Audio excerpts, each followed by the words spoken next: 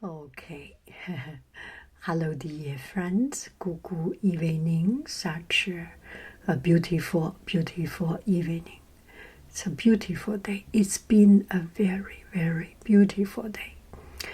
And I was on vacation, so I was thinking of going out. I went out, suddenly it started raining. And then I went to school just to do some cleanup and things.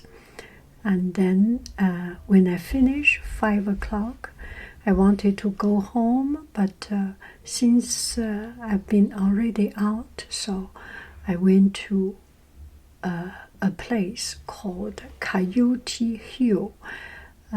Coyote Hill Regional Park. Oh, I was so impressed by the beauty of that place. So I made some video footages, and this video will be the voice over of that videos. Oh, I'm sorry, I'm a little bit distracted. Okay, so this video is a voice over of the scene that from Coyote Hill Regional Park, and it's in Fremont in California, Silicon Valley area. And so a couple of days ago, I asked friends what kind of a Greek mythology story you would like to hear. There are a lot of suggestions, so I am trying to catch up. One of the mention is Perseus, and I find it fascinating, and because there is so much background story and Medusa, all this story combined together and complicated and interesting. So let's try to do it. So Perseus, and when we talk about Perseus, let's start from his very root, his background. And I will not tell you who Perseus' father is, not yet. So once upon a time, there was a king, and he resided in Argos. Argos is Mycenaean in Greece. Mycenaean, the south part, kind of south of the main island, mainland. And there was a city, Argos, and there was a king of this city, of this kingdom, Argos. And his name is Acrisius. And this king ruled the country, enjoyed life. He had a beautiful wife.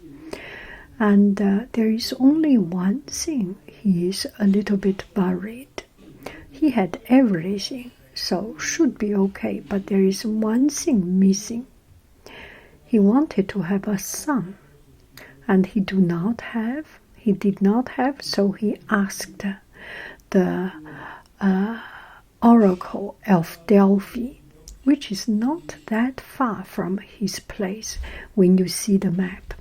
Anyway, he asked the oracle of Delphi. He was thinking, okay, when can I have a son and how the son will look like?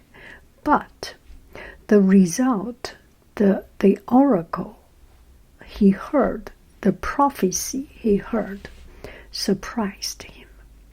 The prophecy said, not only you will not have a son, and your grandson will kill you. So Acrisius, the king of Argos, he heard that he will be killed by his grandson. So, of course, he was very worried. He does not want to have a grandson to kill him. And he had one daughter, a beautiful young lady, Danae, Danae, Danae. And he had only one daughter, and he's not supposed to have another son, according to the prophecy, right? And who can have who can give him a grandchildren, right? It must be this daughter, Danae. So he was very afraid. So he caged, or he imprisoned, and he imprisoned Danae, and it's his daughter. He will not prison, put on chain, and no food in a prison cell. No, he made a tower, very, very tall tower. But Danae, the beautiful lady, could not go out. She had no freedom of going out. She had to stay inside this tower every day, day and night. It is a prison, right? If we stay in some place inside all of our life, it will be very, very boring. So Danae was staying inside and just spending her time. I did not know if how she managed to live that life. It must be quite boring. And sometimes when you are beautiful, you will be discovered. And for some very weird reason, or the Zeus had a very superficial eyesight, he saw that there was a beautiful lady, Danae. So Zeus wanted to have a relation with Danae, and he could not get into the tower. Well, he can transform himself into something, but this time he thought about another trick. He transferred himself into gold rain, gold shower. It is very hard for me to imagine gold, bang, bang, bang. It will knock your head, right? But maybe the shower, he became a rain with golden color. Must be like that. And Danae was soaked in this beautiful, glorious, golden rain, golden sunshine. And she got pregnant. Didn't do anything. Nothing. She didn't do anything. She just got pregnant. And she got pregnant. She had a baby. And this baby is Perseus. And his father, King Acrisius, he was very angry. Of course, this will be. I'm sorry, I'm a little bit distracted. Okay, let me focus. This will be his grandson, and will be the person who killed him. Of course, he's angry. He does not want to have this child, but he could not just say no to the god and kill.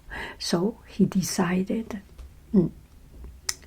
So King Acrisius, he was horrified. I am seeing this, my killer is coming to my life.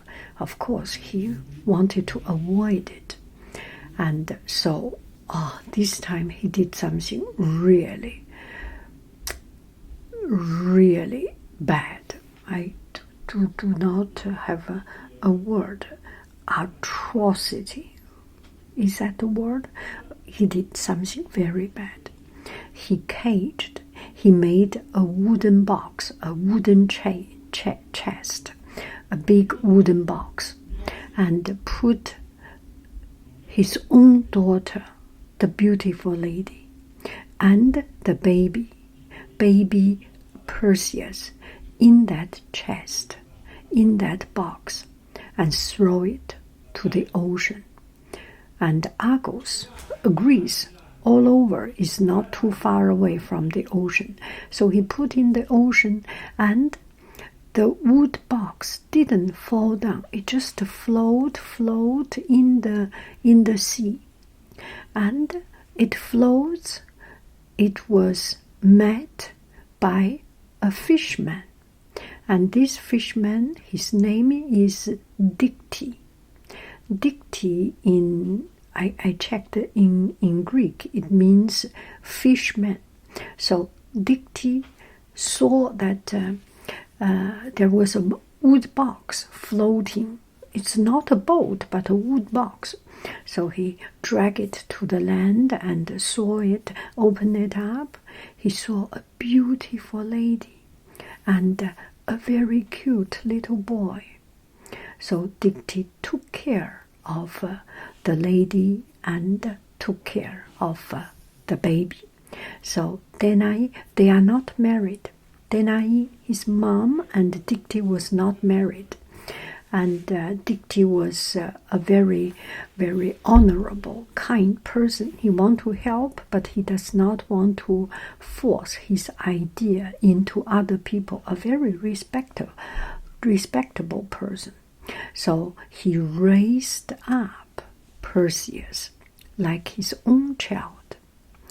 And Perseus was, from the beginning of his life, he was met with all the selfishness, the cruelness from his own family. So this is the first time he got some kindness in people, and it was very, very powerful for him. And at this time, good person is good, but it is not necessary their relative, their family are good. So Dictys has a brother, and his brother's name is Polydictys. Poly means many, right? Polytechnique, polymer, clay,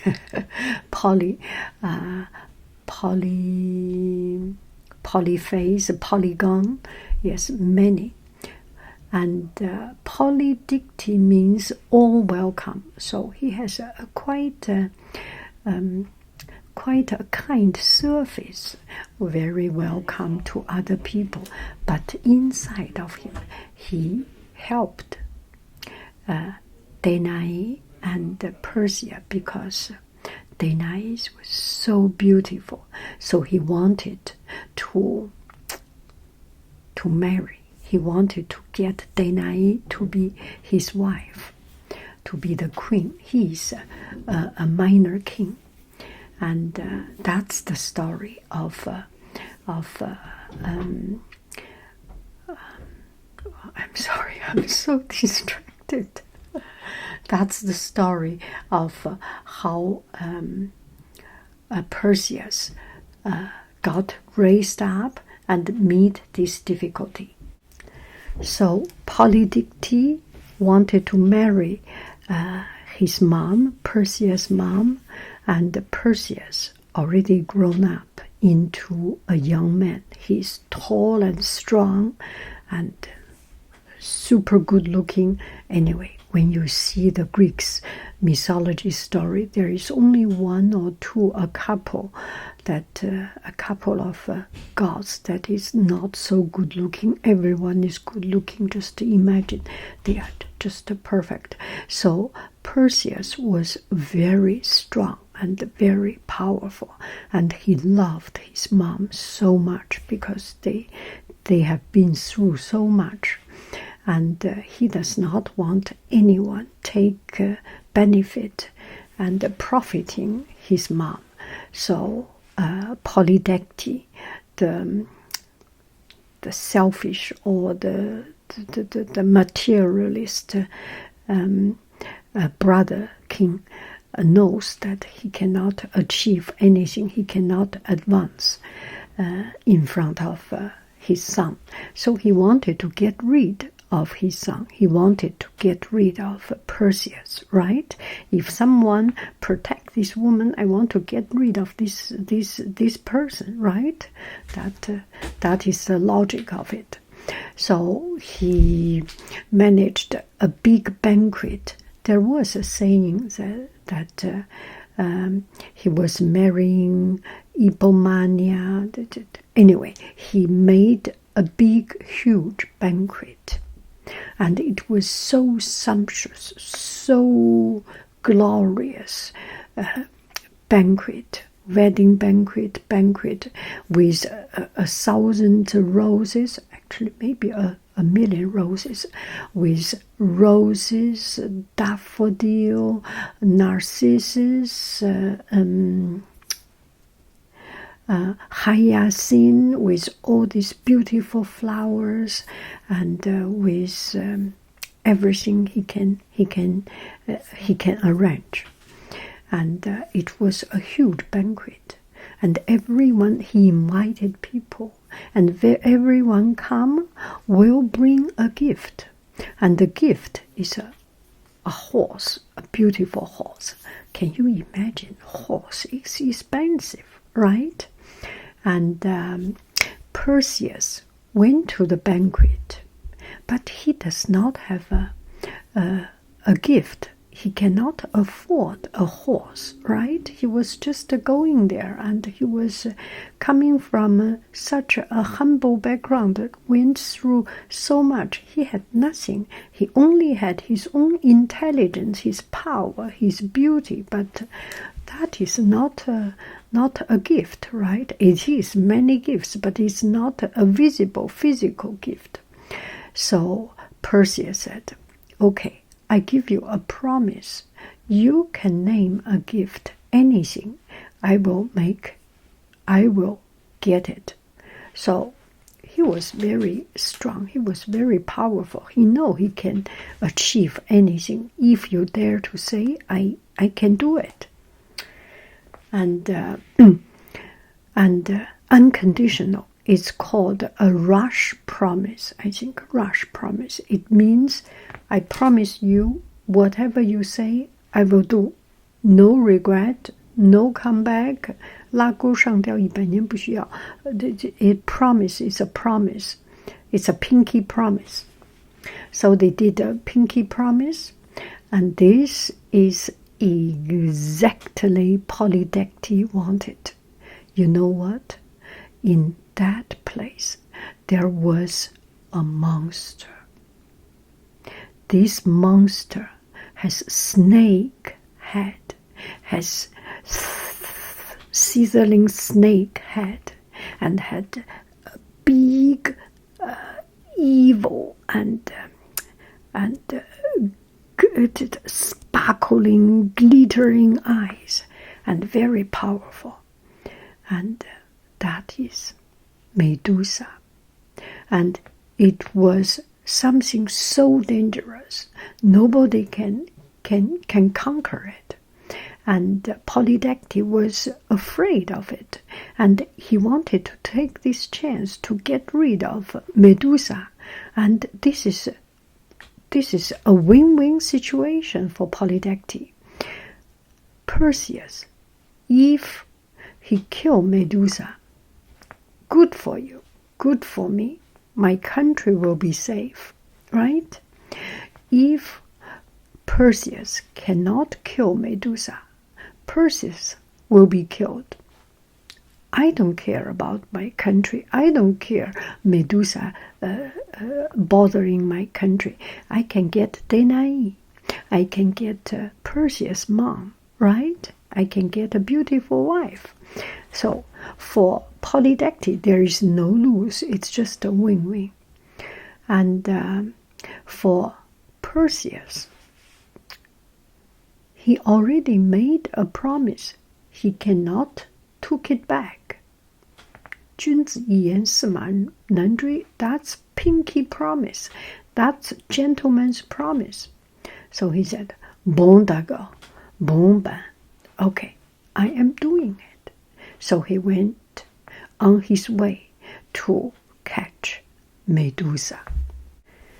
Okay, talking about Medusa, we cannot avoid, we cannot escape the chapter of Medusa's background. Medusa was a beautiful, beautiful young lady, very pure, very naive, and she was so beautiful that everyone just want to have a look of her. And but Medusa has determined, I want to be serving Athena, and that's the only thing I want to do. I do not want to get married. I do not want to dirty my body.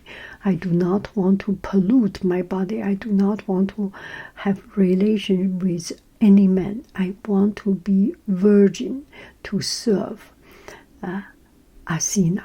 So she applied a job in Athena's temple, and she worked as a priestess, so cleaning the carpet and putting on the candle, and she does all the job. She does a very good job.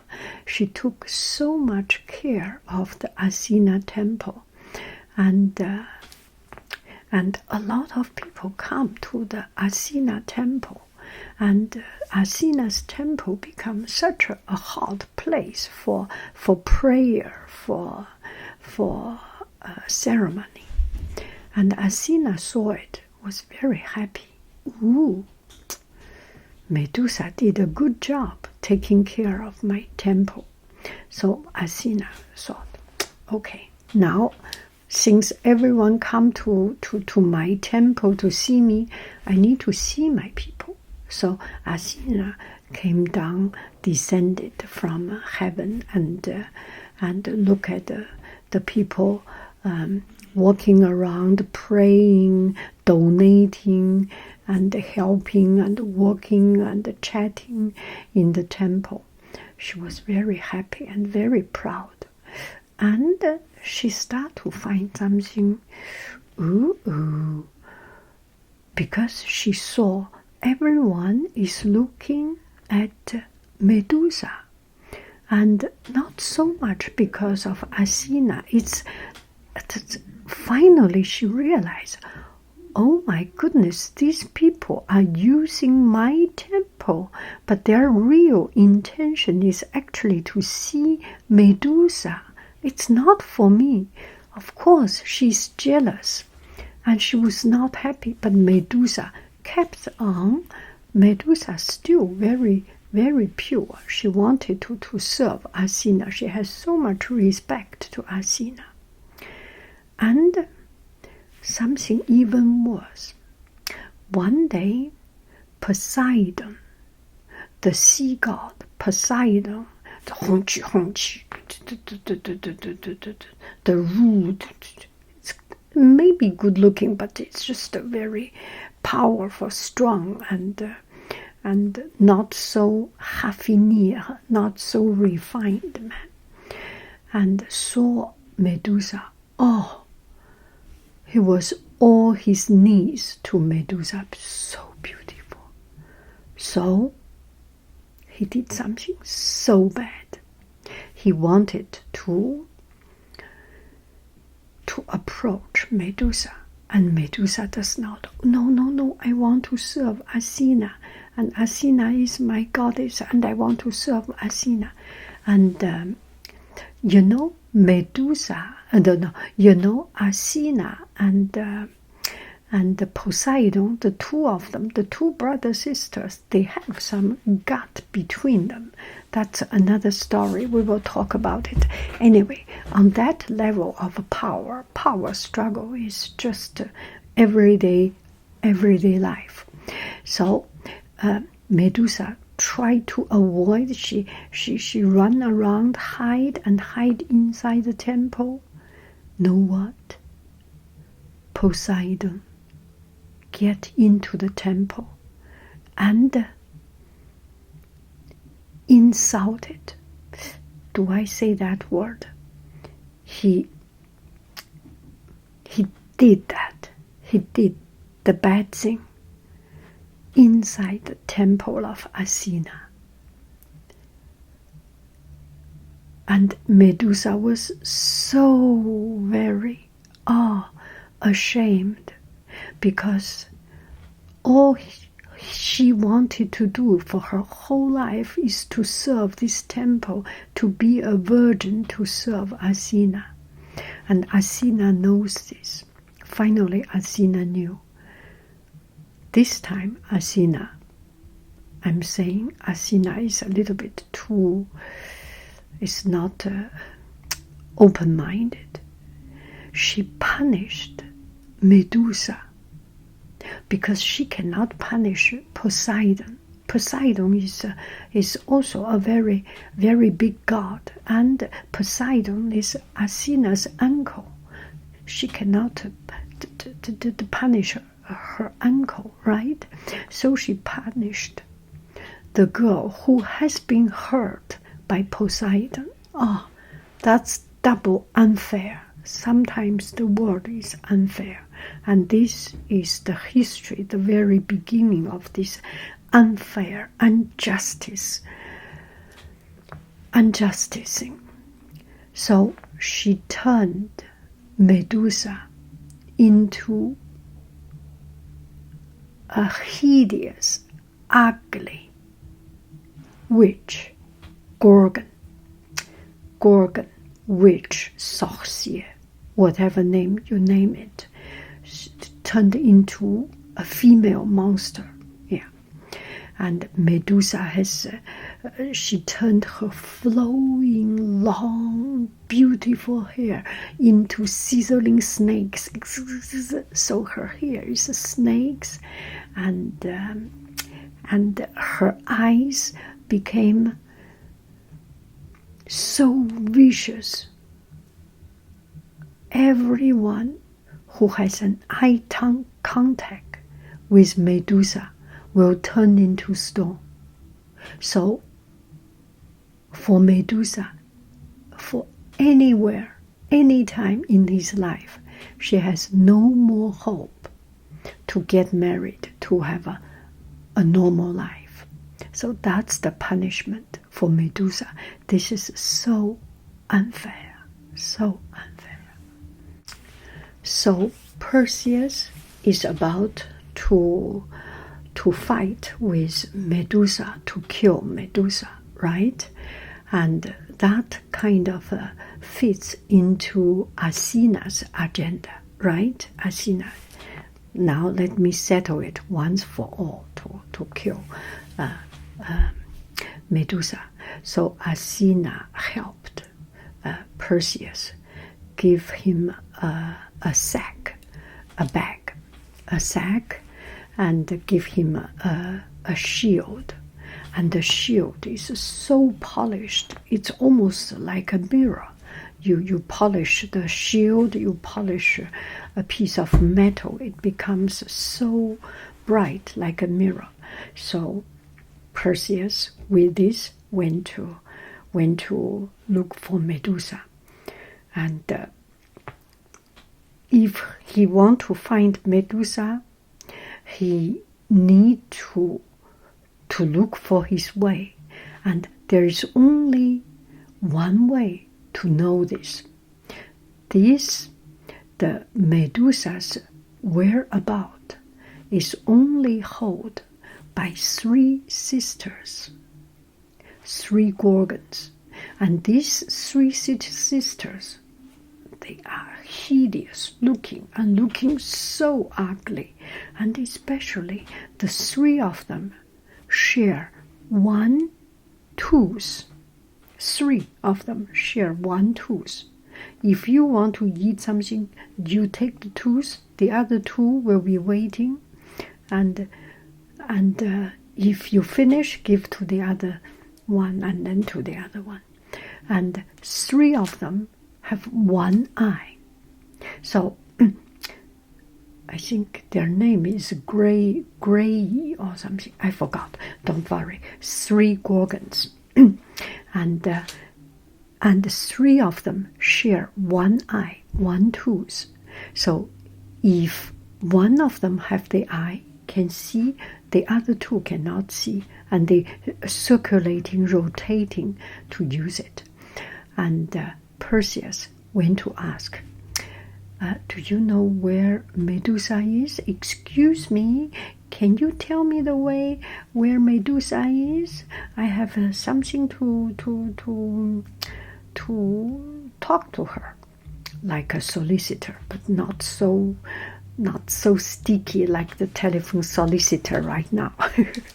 So, and of course, the three Gorgons will not tell him, right? He need to pay, and so he thought, only use power does not work. I'm not going to kill this miserable Gorgons, miserable woman. So once they are not paying attention, he steal the one eye and hold the eye and said, you tell me this place, you tell me where Medusa is, otherwise I will break the eye, I will throw it away. Oh, the three Gorgons become so anxious, and eventually they told him the address of Medusa. So he got to go to see Medusa. He went to a cave. It's absolutely dark. You cannot see nothing. Nada. Rien. 什么也看不见. Rien du tout.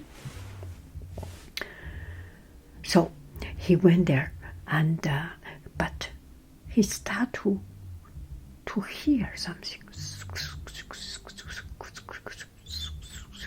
Can you imagine what that is? That's the snakes. The snakes' hairs. Always. So Perseus followed the sound,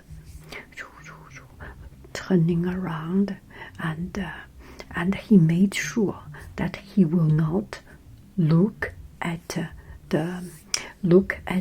Medusa, because Medusa's eyes will turn everyone into stone, right? So he looked around, he looked down, never look up, he looked down, and whenever he hears the sound, he goes approach a little bit, and he just wave his knife. And as he was waving his knife, he suddenly saw, oh, that glittering, actually he can see through the shield, which is like a mirror. So he used the shield as a mirror to see the direction of Medusa. And that is actually quite hard, right? When you see, even now when I do Zoom call, when I see it back, left side right, right side left, it's very hard. But Perseus is no ordinary people, right? So he did. And finally, he heard those snake sound so close. He waved his knife, his sword. Pew! Something fall down. That's the head of Medusa. So he killed Medusa, and he did not put his eyes look at Medusa. He just pick up the head and put into the sack. Whoosh, whoosh. Medusa, even when she died, her eyes still can make people die, can make people petrify people, make people change into stone. So he got Medusa's head and coming back. Okay, so Perseus killed Medusa. He cut out the head of Medusa. Just a little bit of a side story. Medusa, she was she got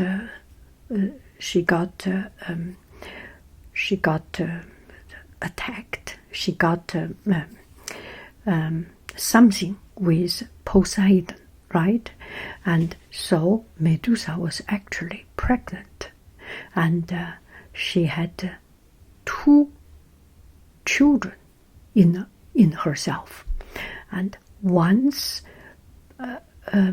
Perseus cut off her head, there were 2 things coming out. One is a big giant snake-like things. I forgot the name. The other one I remember very well. Pegasus, a winged flying horse. That's another story. Pegasus' story is just so fascinating. And finally, she was Pegasus was in the sky. Is one of the star constellation. That's another story. So Perseus killed Medusa, hold the head in the sack, coming back. On his way, he passed a kingdom of Ethiopia, and the kingdom was ruled by King Seriphos and Queen Cassiopeia. One friend asked me to talk about the story of Cassiopeia.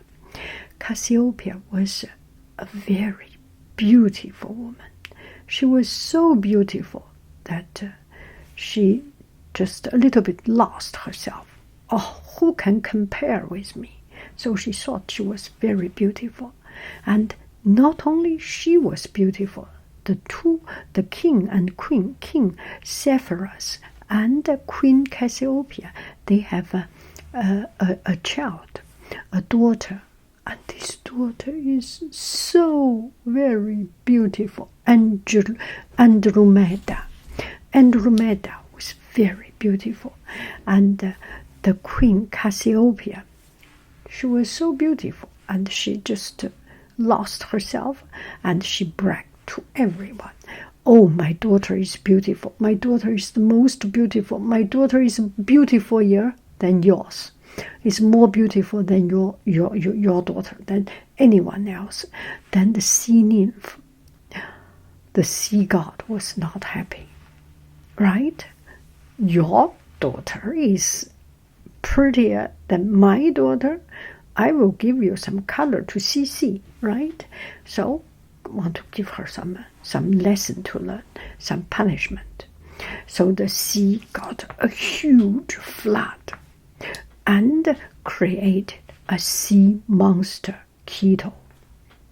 Keto was a giant serpent, python-like big snake with razor-sharp teeth and a big tail fling around.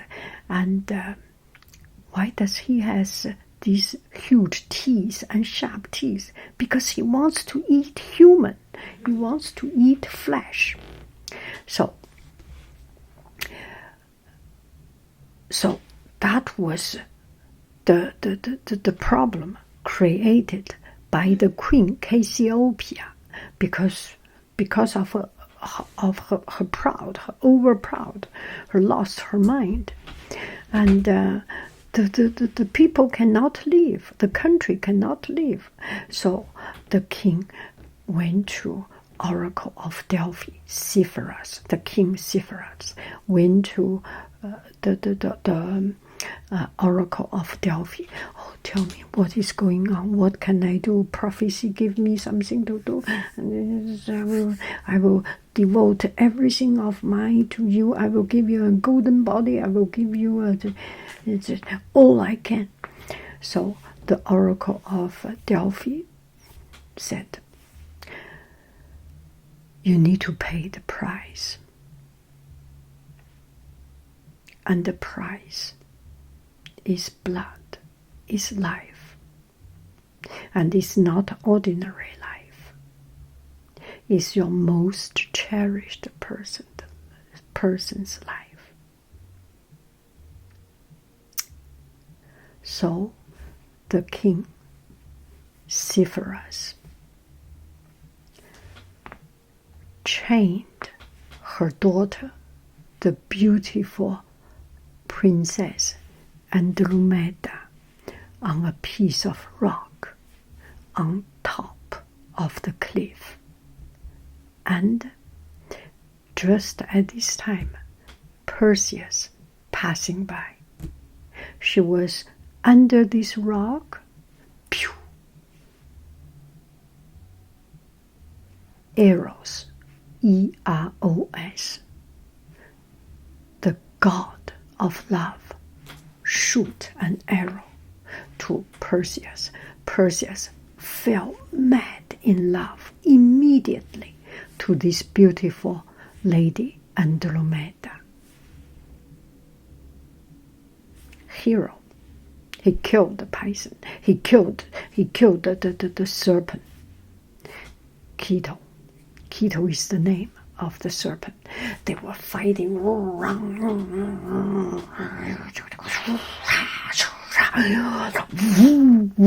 wave. The knife. Yeah. Finally, Perseus win the game. And he freed Andromeda. What she get? The beautiful lady, of course. So Seriphos and Queen Cassiopeia give the hand of Andromeda to this hero, Perseus. So Perseus was very, very proud, very happy. Now he wanted to go back home with his wife, Andromeda. And he went back home. To his surprise, Perseus, to his surprise, his mom was hidden around because Polydectes wanted to marry her. And she does not want. She has dignity. And Perseus was very angry. Oh, how can you do this? So he went to the kingdom. He went to the palace of Polydectes. And Polydectes has a lot of soldiers, right? And he only one person. Right? Perseus, only one person with so many soldiers. You know what he do? He take out the head of Medusa and just taking out the head and turn around, have a 360-degree turning around. Every single person became petrified, became sculpture. And ugly face, the fear, scare, and anxious and jealousy face of Polydectes has left there forever and ever. So finally, Perseus went back home. Polydectes dead, and his brother Dectes, the very kind person, the fisherman, and his mom get married, become king and queen. They are good, kind, compassionate leader of the country. So that's the end of the story. No, not just yet. So Perseus was a hero. He was celebrated everywhere, and he was in very good condition. His body condition, he just married. And there was one day, there was a game, kind of Olympic game or Pisa game or a Delphi Pisa game. Anyway, there was a game. In Greek time, they do a lot of games. So Perseus thought, yeah, I have nothing to do. Yeah, maybe I should go there to have some fun. So he decided to go to participate the game. And what he was doing was shooting a disc, a javelin. Let's say javelin. Javelin sounds a little bit cool, right? So a lot of people, just everyone looking at the hero. You know, there was one old man, Acrisius. Still remember this name? Acrisius is Danae's father, is Perseus' grandfather. Because Perseus, because he had made his grandson suffering so much, in his heart of a million heart, he was kind of sorry. And he heard his grandson becoming such a hero. So he wanted to see. So he hid and in plain dress, in normal people's dress, went to see the game. He was just in the game. And Perseus was running, throwing disc, throwing javelin, and Perseus took all his strength, shoot out a javelin. Pew, a wind put this javelin, twist it a little bit, and shoot on one person, one old man. Perseus, run to that person and want to say sorry and want to see what was going on.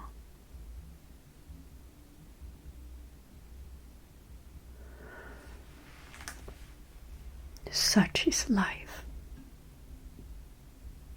The person he killed is no other than his own grandfather, Acrisius.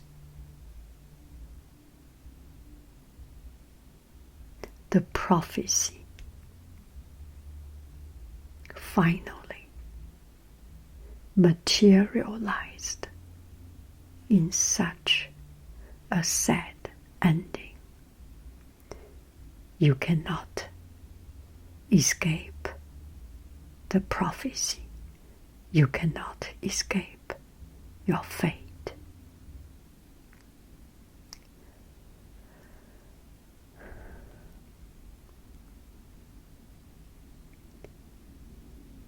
Thank you very, very much. I love you. I really do. Do. Goo bye bye.